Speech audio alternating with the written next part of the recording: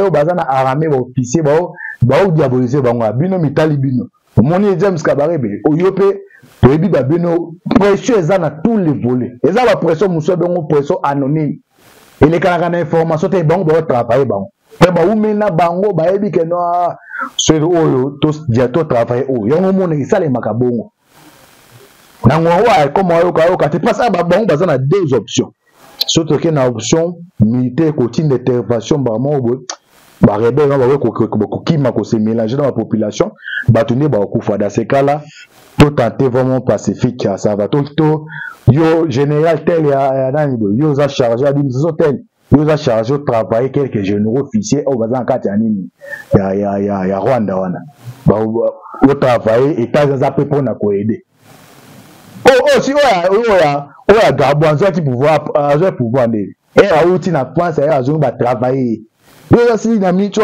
administration meke o sa bloc wana ti yango za bloc te ba ka appeler sa information depuis il est 12h à RFI et ba na mais non peut ça bilo point ngai na za expérience dango oui makamona c'est pas ça comme le tema station nga za ko s'entêter entre temps za ko s'entêter il y a des officiers rwandais les américains ba travailler ba est-ce que mais bino boza est-ce que bolinga bo sibi pour individu moko on cherche un courage yo zo contenir on a contrôler la toi tiers et bo luka na bo sanga 3 4 yo mto za tête mais les États-Unis ont soutenu o kaka ende to la mukawa o ka moko le kana chaîne na boko na Rwanda que non contenir to za pays et des pays c'est jamais to ndima pour intervenir dès aujourd'hui Kagame qui va contrôler sur Rwanda c'est moi de déclarer il y a pas ici ordre na ba militaire ni otala na biso bino ezayeti be kaneti e katom na mato ya bato les États-Unis au monde administration no mona baza dangereux na biloko wana pe so ba peki so kite bonga balonga ba ok na bo wana ba sanctions za ko tomber Canada Allemagne ba sanctions za ko tomber plus de 50% aide Rwanda vivaka na ba aide extérieure na ba guerre ça kana est on ne peut mettre qu'à vivre parce que tout le plus de 50% il y a aide extérieure bango tout to Kagame nenga za atikana lokolo moko ayebita ko suka wapi ndeke bakati mapapu apmaki ko pingwa ako beta mutu na nzete. On ne joue pas avec les fils d'un sphinx délimité. On ne joue pas avec les fils d'un sphinx délimité. J'ai pouvoir sans aussi ma mindoute. Na moto oyo basali remise et reprise avec Osuduka. Limé que ça la remise c'est trop tard. A déboulonner Kabila. A déboulonner ce qu'on empire wana. Histoire ya Rwanda na RDC na Kabila pese ata Kabila etika na pouvoir. To simisi bo. Monde ngaleka na kekinga kati. C'est qu'il faut de moi qui zengi. Awata la bon quartier bon chez qui zengi. To simisi bo mais bazé si puis déboulonnant démona Kagame. Si c'est que c'est un idiot. Un idiot le l'a commis. Si c'est que c'est un idiot, ce que idiot à côté à quoi alors insère dans les noirs, à côté à quatre noyaux na yo.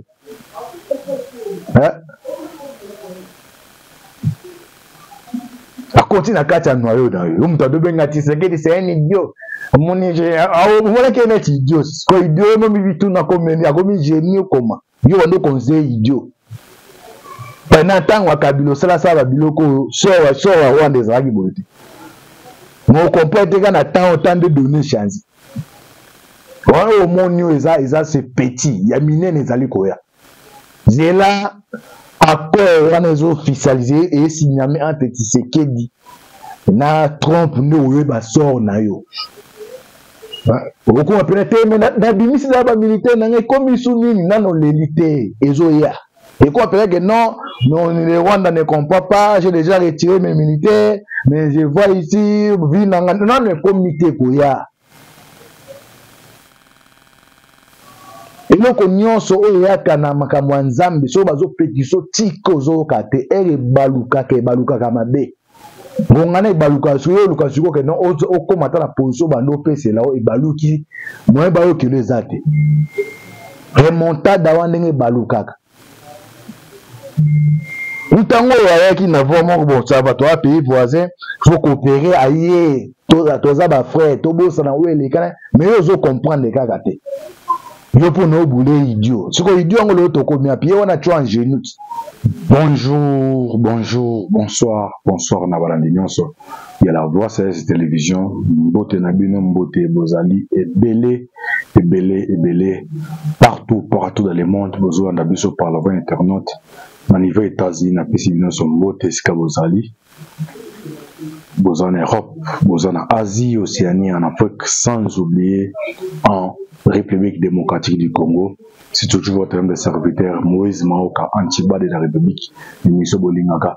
Toloba, Tolobate, Automesana Kope Sabino, actualité politique en temps réel, Boyoba, Toza Wapi, Tozo Kine Wapi, Petokosuka, Wapi. Merci Ndeko Azali Simakamia, Arnaud Leboga, Ndeko Alvi Bel, Signa Tiré, Sissin Bokola, Petit Mois de Massiaran de Troba, toujours Lola, Ezako Futa Simantokoloba, Zambe Abotoko Zoé Lisusu. Wapi vous priez ma case pour la RDC, vous priez pour ma case pour la biso parce que mboka o ce qui zambete mais mboka ezalité ndenge to sina comptabilité na bino biso za bango na kati ya maya chaque fois to wana moki ezali pour to partager biso na bino situation za ko se passer na République démocratique du Congo ba sanction za ko tomber Canada Allemagne, la sanction est tombée, plus de 50% à aide. Au Rwanda, je vais avoir aide extérieure. Na la guerre à ça dans l'Est. On ne peut mettre à vivre. Parce que tout le plus de 50%, il y a aide extérieure, tout. Donc, à gamme, Nengaza, à Tikana le Kolomoko, à Ebita Kosuka Wapi. Ndeke bakati mapapu, à Maki Kopingwa, à Kobeta Moutou Nanjete. On ne joue pas avec les fils d'un sphinx délimité. Hein? On ne joue pas avec les fils d'un sphinx délimité. Hein? Je pouvoir sans qu'aussi ma mindoute. Na moto oyo basali remise et reprise avec Osuduka. Eh, limite que ça la remise c'est trop tard. On ne joue pas avec les fils d'un sphinx délimité. Non, vous voyez, vous êtes devant moi et papa Etienne Tshisekedi. Biso batukutu alibanda oyo boy. O ba musu batika même ko so ana papa Etienne boy était pendant plus de 3 heures du temps. Ba ebi ko sala politique bon mwana na ye o abimisi na makila na ye. Agi pouvoir on ne joue pas avec les fils d'espèces délimitées. Peut-être Gagamo se trompe pas qui. Manipuler donc mais comme manipuler Kabila Joseph. Moi n'a papa Etienne Tshisekedi. Et c'est moi exactement sous colonie sur Kagame ou te bageno nous devons s'agagner moi na espèce délimitée. A déboulonner Kabila. A déboulonner ce qu'on empire wana. Hein? Histoire ya Rwanda na RDC na Kabila pese ata Kabila etika na pouvoir. To simisi ebo. Monde ngaleka na keki nga kati. C'est qu'il faut de moi kizengi. Ata la bon quartier bon chez kizengi. To simisi ebo mais bazé si puis déboulonner demona Kagame. Ah Tshisekedi c'est un idiot. Ah, un idiot le commis.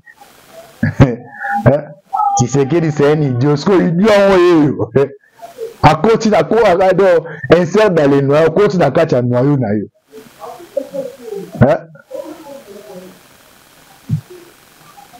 À continue à catcher un noyau na yo. Mtado benga Tshisekedi c'est un idiot. Moni voilà qu'il est idiot. Ce que idiot même bitu na komeni, a komi génie comment. Yo ndo conseil idiot. Pendant tant que Kabila sala sala biloko so Rwanda ezalaki boye. Mo comprendre que na temps de donner chance. Wana omonio eza c'est petit, ya minene ezali koya.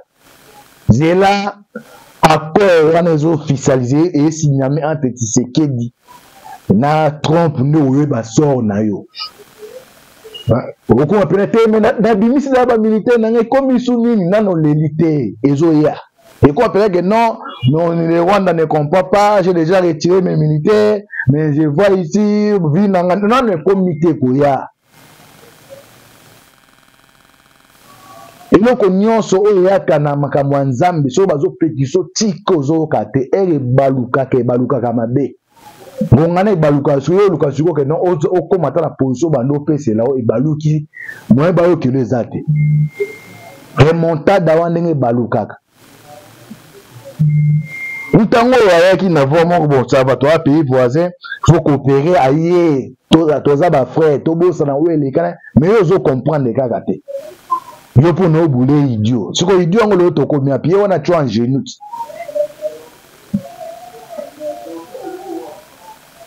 Mutando be na idiot comme ce ko kolela lela. Okolela yo na nani? Okolela yo na nani? Ozali na ndoto nde ba biso ke non Kabila mutaza pouvoir osala nyonso ebete ke zali mwana papa Etienne Tshisekedi wa Muluma de président RDC. Yeli baki yango te. Hein? Ozaki na ndoto na ngwa kosa ki o Kagame ke non c'est un idiot okubengane facilement. Donc comme yo nde muto tiaka la président RDC c'est l'on ndo mikanisa na bongo na yo. Ah, ça va na jambe na obengana ye na kobengana ye. Na ba infiltré no bazana o akata ameko banga tsoka boye to tika tika o akende.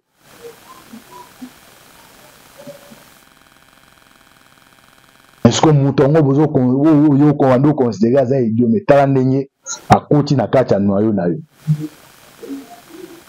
Pas États-Unis na ba membre muso Union européen séparé. Moto na moto atala makambo na ndenge na ye. C'est accord wana signalé entre les États-Unis et la République démocratique du Congo. So Trump alinga sala na série nyonso ayoka ke non esika oyo exploitation oyo banda entre RDC et États-Unis ayoka siko ke non ezana puku moko boenanga. Ezana puku moko tout moka puku bisimo. Les États-Unis après qu'à drone mon goyana ce peut être les bino boybe la bino nyonso ay nanga wala la awa ça va est na zone wana surtout laguer ba bombe population azate ça va to ni ateli a pour bien technologie zali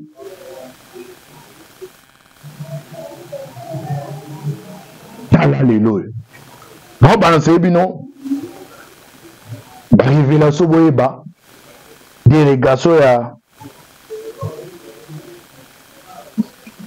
ya RDC s'entendu na niveau ya Maison Blanche on a finalisé accord collaboration stratégique pour na ba minéraux boyeba siko masola ngwele kana ndenge ni.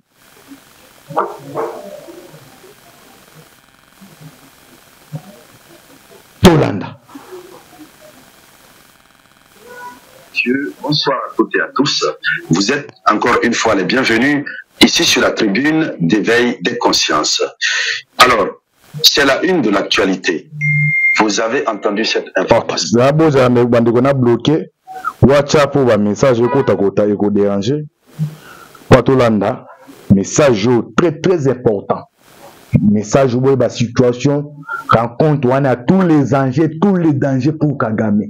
Délégation États-Unis attendue dans la Maison Blanche. Après, vous est-ce que tête à tête Tshisekedi et trompe.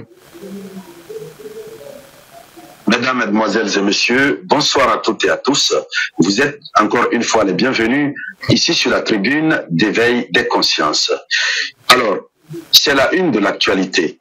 Vous avez entendu cette information du côté de la République démocratique du Congo. Une alliance extrêmement stratégique est en train de vouloir naître entre les États-Unis d'Amérique et la République démocratique du Congo. C'est sur l'initiative du président congolais, Félix Tshisekedi, quel que soit ce que nous disons sur lui et ce que nous pouvons dire sur son incapacité ou son incompétence, mais il est entré dans une nouvelle dimension, dans une nouvelle phase qui démontre qu'il commence à comprendre les conseils. Et cette alliance hautement stratégique commence déjà à faire très très mal. Ça fait très mal aux ennemis du Congo, de telle sorte que nous avons des gens, des politiques, notamment un ancien gouverneur, Moïse Katumbi, qui sont fermement opposés et qui demandent à Donald Trump de ne pas écouter le régime de Kinshasa.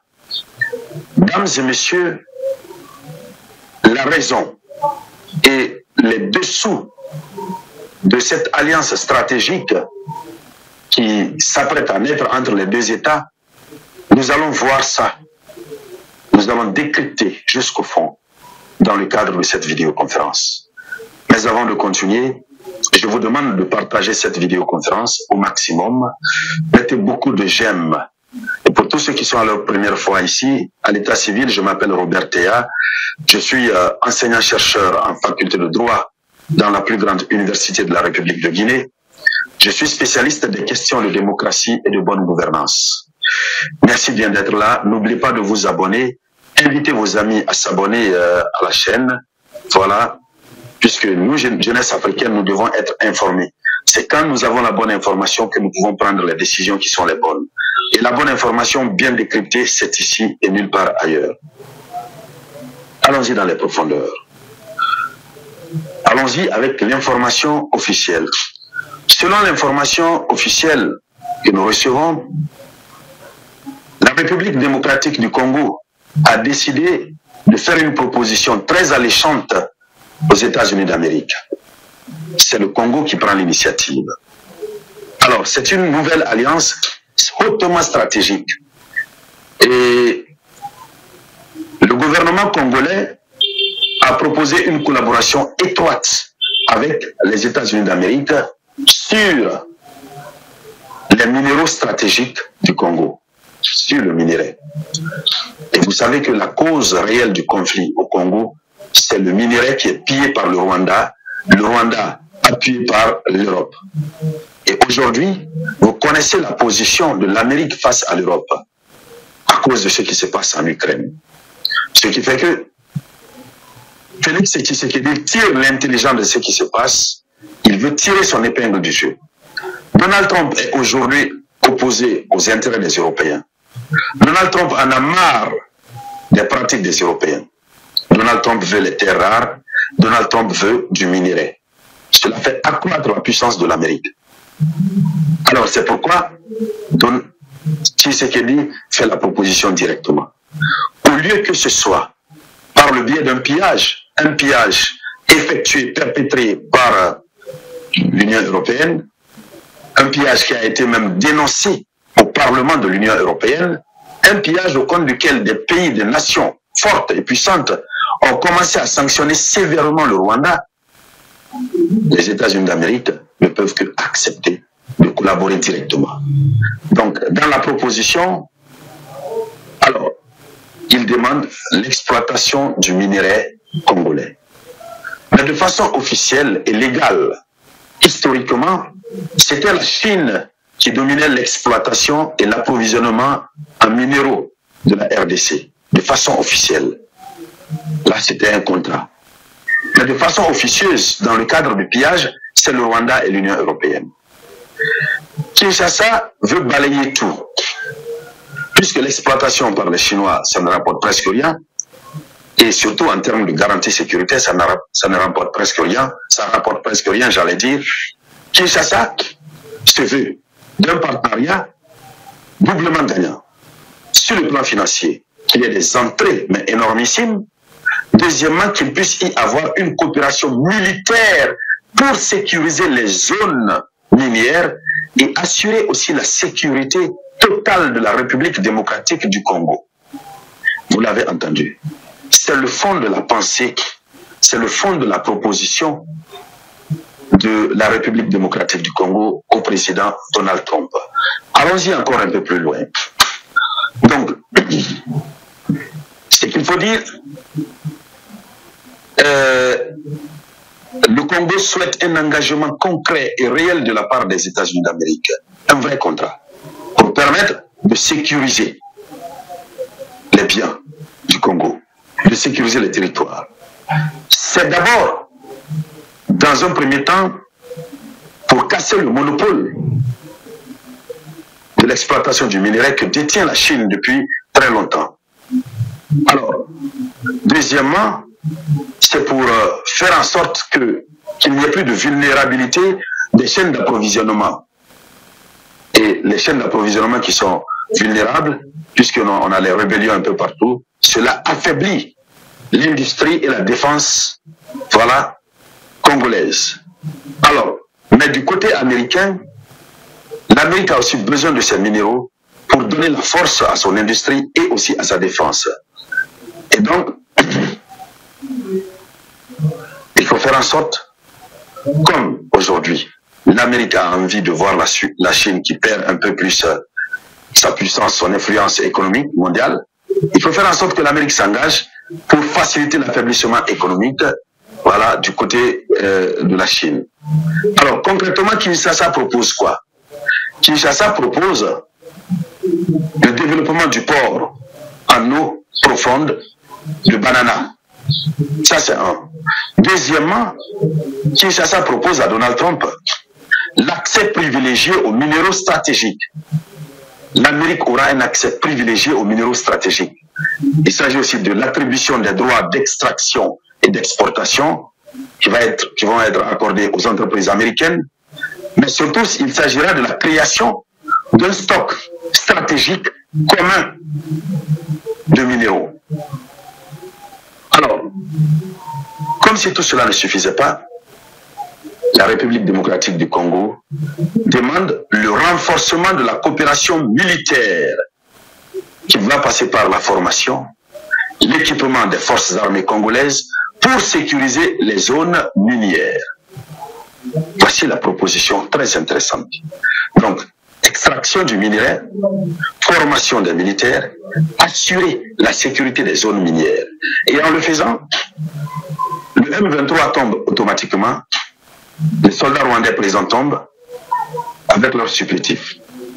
Continuons. La République démocratique du Congo propose à l'Amérique, à Donald Trump, l'accès aux bases militaires congolaises, sécurisation des ressources stratégiques. Ils doivent accéder aux bases militaires congolaises pour assurer la sécurisation des ressources stratégiques dans tous les domaines. Alors, la dernière des choses, c'est la fin des opérations inefficaces du maintien de la paix. Si l'Amérique accepte cet accord, ils vont mettre un terme aux opérations inefficaces de maintien de paix de l'ONU, qui vont être remplacées par une coopération directe République démocratique du Congo, USA, en matière de sécurité. Voici la proposition faite par la RDC. Voici le fond de la stratégie. Maintenant, nous avons des opposants, tels que Moïse Katumbi et Joseph Kabila, qui sont opposés. Mais celui qui s'illustre beaucoup dans ce domaine, c'est Moïse Katumbi. Moïse Katumbi, qui se transporte dans les airs et qui va dire aux Américains, notamment qui dit à Trump, de ne pas aider la République démocratique du Congo. Ce monsieur que vous voyez là, Moïse Katumbi. Comment est-ce qu'on peut penser qu'un Congolais d'origine peut estimer qu'il ne faut pas aider la République du Congo, puisqu'ils savent que si Donald Trump valide ça, c'est terminé pour le Rwanda et ses supplétifs du M23. Alors, Moïse Katumbi et autres, il faut rappeler que Moïse Katumbi, c'est l'ancien gouverneur du Katanga, et lui et Kabila, ils sont en quelque sorte mal à l'aise de voir les autres gouverner. Il a fait une déclaration récente qui a fait le tour des médias sociaux, là où il dit, quand ils ne sont pas en politique, ils sont très pauvres. Dès qu'ils entrent en politique, ils deviennent des hommes les plus riches, ils se promènent avec des jets privés et ils partent quémander de l'aide à travers le monde. Le fait que la République démocratique du Congo, les autorités demandent l'aide, en demandent souverainement à l'Amérique de signer un accord qui va assurer la sécurité, la garantie de la République démocratique du Congo, ils estiment que c'est aller quémander. Alors, Moïse Katumbi a placé beaucoup de faux arguments qui ne passent pas. Toujours est-il que les nouvelles sont bonnes pour la République démocratique du Congo, puisque l'Amérique ne regarde pas tout ça, l'Amérique vise son intérêt. Alors, qu'est-ce qu'il faut dire encore à ce niveau? Qu'est-ce qu'il faut dire à ce niveau? C'est que par rapport à la sécurisation même de la République démocratique du Congo, la lutte négative que Moïse Katumbi, Joseph Kabila et les autres sont en train de mener, une lutte diplomatique pour l'isolement de la RDC, puisqu'ils voudraient que la République démocratique du Congo reste entre leurs mains à eux seuls, qu'ils en fassent ce que bon leur semble avec le Rwanda. Malheureusement pour eux, la République démocratique du Congo est en train de remporter la victoire. Alors, il y a une nouvelle sanction du Canada qui vient de tomber sur le Rwanda. Le gouvernement fédéral du Canada a pris des sanctions contre le Rwanda. Comme pour dire que l'Amérique même risque de prendre des décisions contre le Rwanda. Première décision que le gouvernement fédéral du Canada a eu à prendre: la suspension de la délivrance de licences pour l'exportation des marchandises et de technologies contrôlées vers le Rwanda. Désormais, ça ne quitte plus le Canada pour le Rwanda.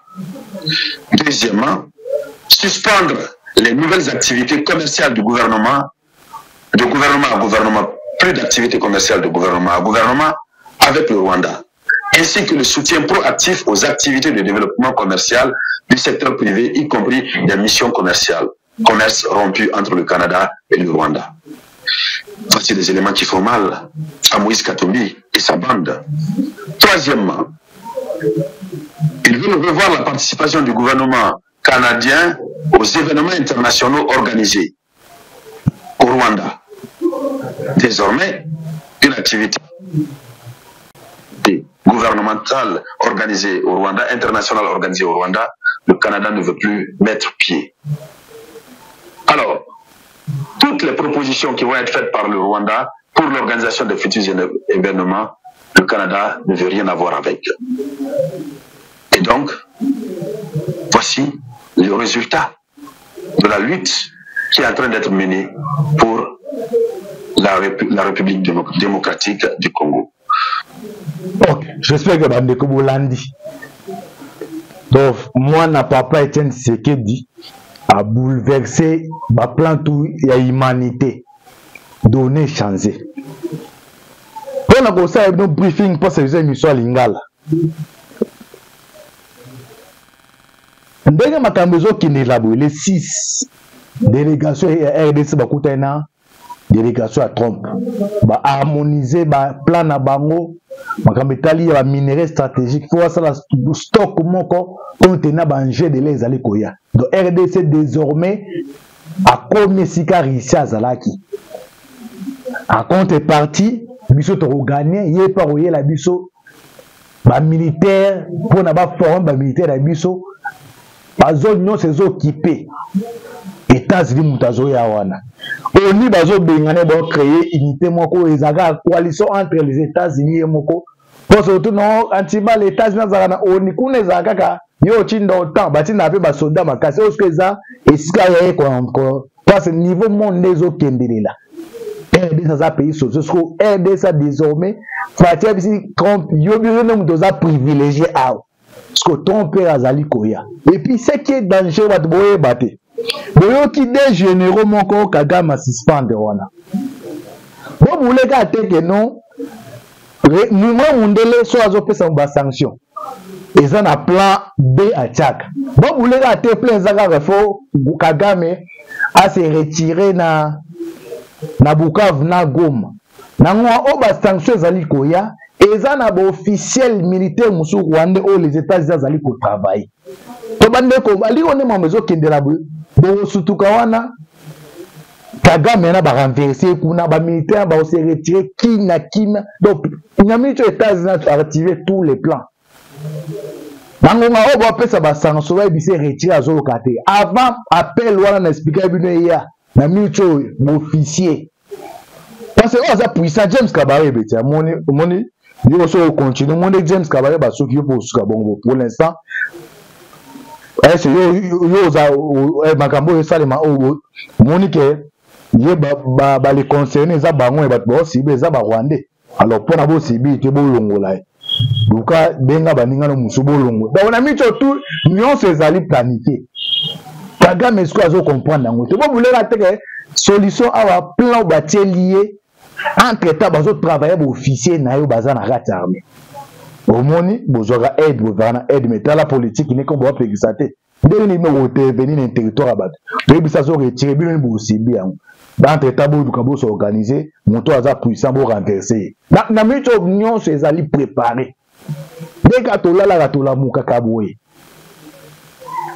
dès que tola muka kaboye ezali kamama sekide nango o ba sanction zo ezango op administration américain bazo travailler ba officiel rwandais baza contre politique parce que ba sanctionner Rwanda ba sanctionner na Kagame te sanction tomber contre le Rwanda alors est-ce que ça ba Rwanda bo linga toujours ba sibi ba sanction ba sibi pour un individu moko parce que nango ngaona administration américaine ba utiliser ba planos yo mitali bino est-ce que bino bo payer cause à la pini pour na muto moko on cherche à encourager les États après pour na aider pour na placer ah bon on a comme ça là la muka ta loti ndotobo tolo bato bandeke ata la so ati ndo suti mamo yo longwe ai bitamito donc ai binne mando mande ko ba meka ba sa bongo bo pesa ba sanction za ba Rwanda ba za na armée ba officier ba diaboliser bango bino mitali bino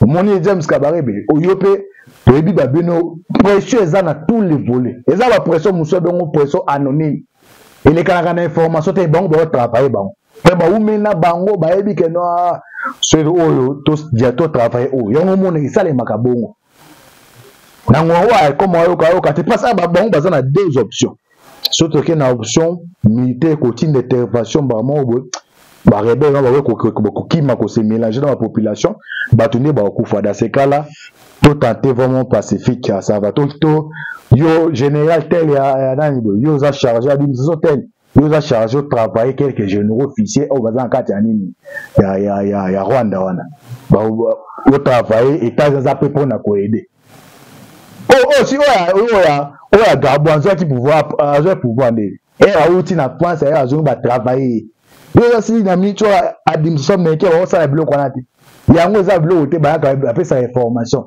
maintenant il est 12h à RFI et bana mais non pesa bino pa ngai na za expérience dango boyi makamona c'est pas ça comme le tema sanction nga za ko s'entêter entre temps za ko s'entêter il y a des officiers rwandais les américains ba travailler ba est-ce que mais bino boza est-ce que bolinga bo sibi pour un individu moko on cherche un courage yo zo contenir on a contrôler toi tiers et bo luka na bo sanga 3 4 yo mto za tête mais les États-Unis ont soutenu o kaka ende to la mukawa o ka moko le kana chaîne na beaucoup na Rwanda que non contenir to za pays et des pays c'est jamais to rondima pour intervenir dès aujourd'hui Kagame qui va contrôler sur Rwanda c'est moi de déclarer il y a pas ici ordre na ba militaire ni otala na biso bino e za eti be kaneti e katom na mato ya bato les États-Unis mon administration mon na baza dangereux na biloko wana pe so ba peki so kite ba onga balonga ba oke na bo wana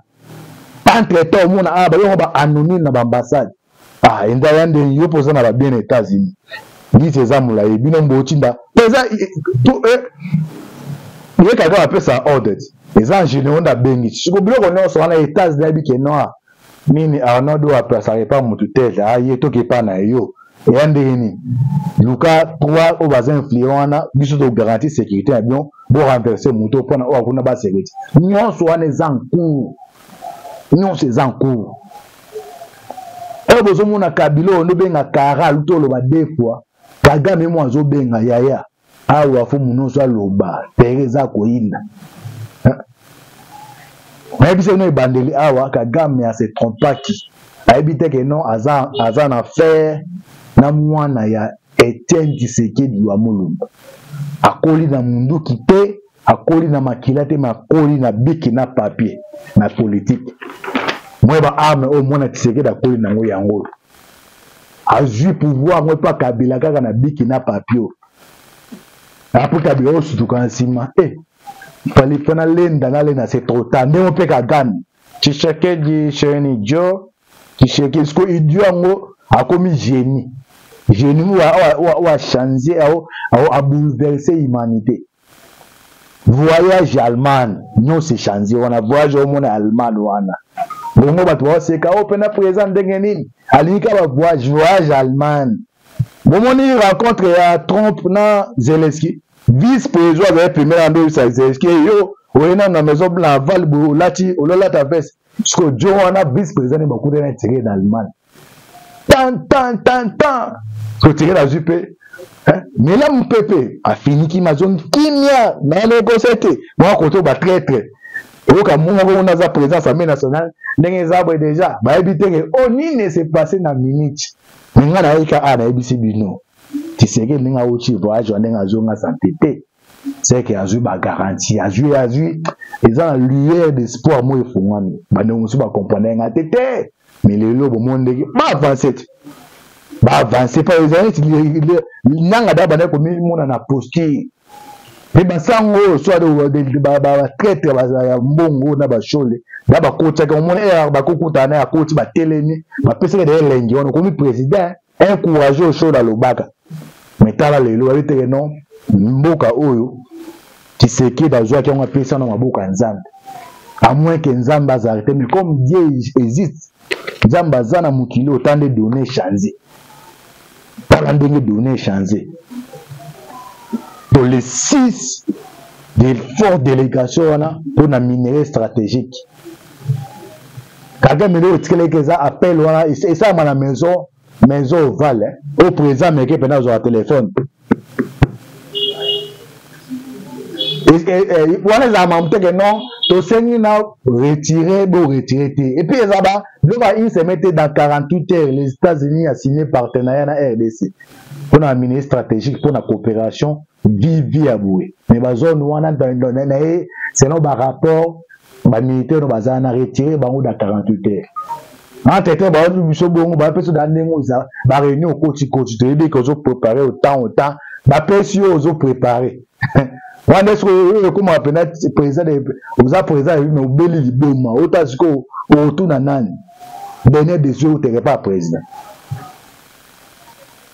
tous on a pour na ba révélation mususu vous continuez que prier nzamba batela bino affaire à suivre ciao pe bi babino pression eza na tous les volets eza ba pression mususu bengo pression anonyme et les kana information te bango ba travailler bango ba umena bango ba yebi ke no ce oyo to diato travailler o yango mona isale makabongo na ngwa comme oyo ka te passa ba bango bazana deux options surtout que na option militaire côté d'intervention ba mo ba rebelle ba ko kima ko se mélanger dans la population ba tenir ba kufa dans ces cas là tout tenter vraiment pacifique ça va tout yo général tel ya nani yo za chargé à dire tel nous a chargé de travailler quelques généraux officiers au bazan Katianini ya Rwanda wana ba au travailler et tas za peu pour na ko aider si oya Gabonza qui pouvoir ndé et a outil na France ya zo ba travailler yo si na mi cho administration mais que on ça bloc wana ti yango za bloc te ba ka après sa information depuis il est 12h à RFI et ba na mais non peut ça bino point ngai naza na expérience dango boyi makamona c'est pas ça comme le tema station ngaza ko s'entêter entre temps za ko s'entêter il y a des officiers rwandais les américains ba travailler ba est-ce que mais bino bozo est-ce bolinga bo sibi pour individu moko on cherche un courage yo zo contenir on a contrôler toi tiers et bo luka na bo sanga 3 4 yo mto za tête mais les États-Unis ont soutenu o kaka ende to la mukawa o ka moko le kana chaîne na beaucoup na Rwanda que non contenir tous les pays et des pays c'est jamais trop lima pour intervenir dès aujourd'hui Kagame alors qu'il va contrôler sur Rwanda c'est moi de déclarer il y a pas ici ordre na ba militaire ni otala na biso bino ozayeti be kaneti et katom na mato ya bato les États-Unis au monde administration au monde baza dangereux na biloko wana mais so ba peki so kité bonga balonga ba OK na vo wana entre temps mon a ba yo ba anonyme na ambassade inda yande yo poza na ba bien États-Unis ni ces amula e bino mbotinda pesa tout ye ka ga pesa audit les gens généraux da bengi siko biloko no so na États-Unis bi ke no nini Arnaud a passé pas mon tutelle aye to ke pa na yo et ndeni luka 3 au bazin influent biso to garantie sécurité bien bo renverser moto pona o akuna ba sécurité nyon so wana zanku nyon se zanku e bozo mona kabilo no benga kara lutolo ba deux fois Kagame mo azo benga yaya awa fu muno so loba tereza ko inda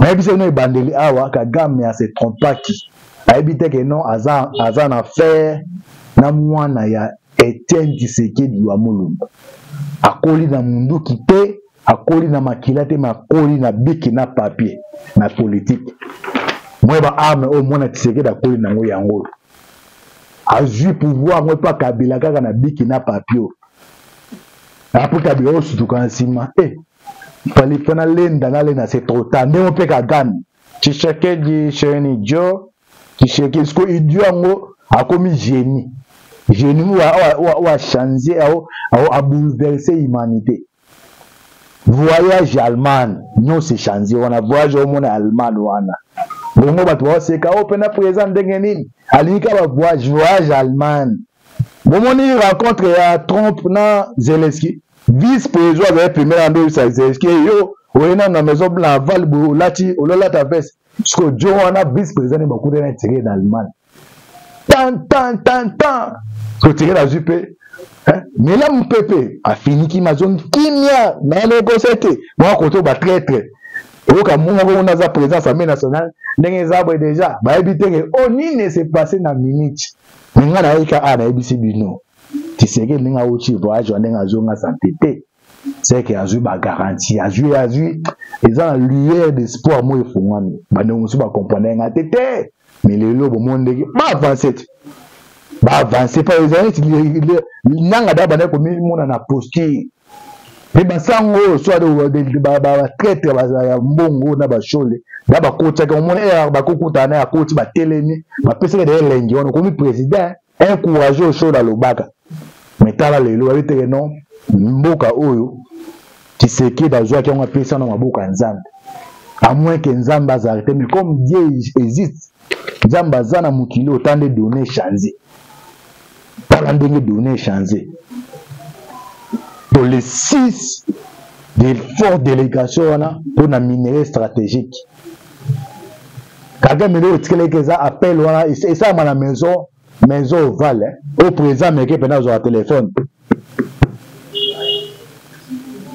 et voilà ça m'a montré que non to sengi na retirer et puis ça va il se mettait dans 48 heures les États-Unis a signé partenariat na RDC pour la minerai stratégique pour la coopération vivi à boué mais ba zone wana dans selon ba rapport ba militaire no bazana retirer bango dans 48 heures en tête ba biso bongo ba peso dans ndengo za ba réunion au koti to ebe ko zo préparer autant ba peso zo préparer wanda est-ce comme appena président vous a président mais obeli liboma otaziko otuna nani dernier des yeux te pas président tozonga pour na ba révélation mususu vous continuez à prier, nous allons battre la bino, affaire à suivre. Ciao.